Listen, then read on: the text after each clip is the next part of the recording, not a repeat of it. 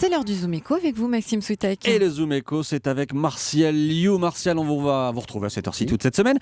Mercredi 1er janvier, si je compte bien, c'est dans 2 jours. La zone euro va accueillir un 18e membre, la petite république balte de Lettonie. Un peu plus de 2 millions d'habitants. Capitale, Riga, j'ai révisé.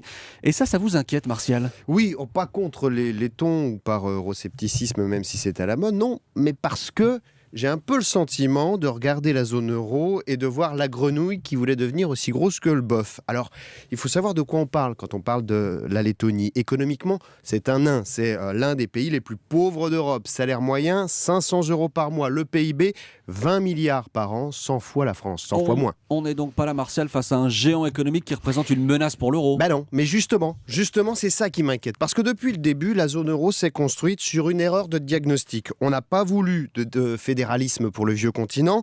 Alors on s'est dit qu'en créant une monnaie unique et en accueillant de plus en plus de pays avec cette même monnaie, on allait créer un cercle vertueux et que pour fonctionner, on allait finir par devoir créer un cadre politique. Au lieu de ça, la grenouille a gonflé, les nationalismes anti-européens aussi, mais on attend toujours un projet commun, une politique économique commune, une démocratie européenne, une Silicon Valley à l'échelle du continent, et rien, toujours rien, sans aucun cadre pour vivre ensemble, on va grossir et finir par éclater. Vision pas franchement optimiste de l'Europe et de l'euro. Pour les Lettons comme pour les Ukrainiens qui défilent dans la rue en ce moment, l'euro c'est pourtant un espoir. Martial, un moyen de couper les ponts avec Moscou. Ah bah oui, vu de Paris, on se dit que c'est très émouvant, ces anciens satellites soviétiques qui ont faim d'Europe quand nous sommes si sceptiques.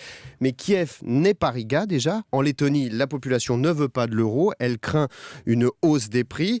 Alors ce n'est pas une vision pessimiste que je vous livre ce matin. Au contraire, c'est un cri d'amour pour l'euro. Je ne veux pas qu'on grossisse, je veux qu'on bâtisse. Alors quand on arrive à faire l'union bancaire, qui est le début du fédéralisme économique, c'est formidable, c'était il y a quelques jours. Mais attention, tout ça est tellement fragile. La croissance est encore faible partout en Europe. Chypre, l'Espagne, l'Italie sont encore en réanimation.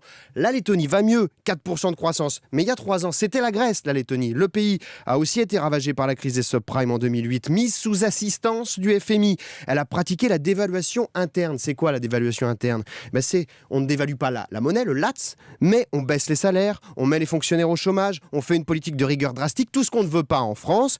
Et moi, je pense qu'il y a toujours un risque à faire entrer un convalescent comme la Lettonie dans une famille encore malade. Et Martial, je retiens ce que vous venez de dire sur la zone euro. Je ne veux pas qu'on grossisse, je veux qu'on bâtisse. C'était le Zoom Eco de Martial Liu.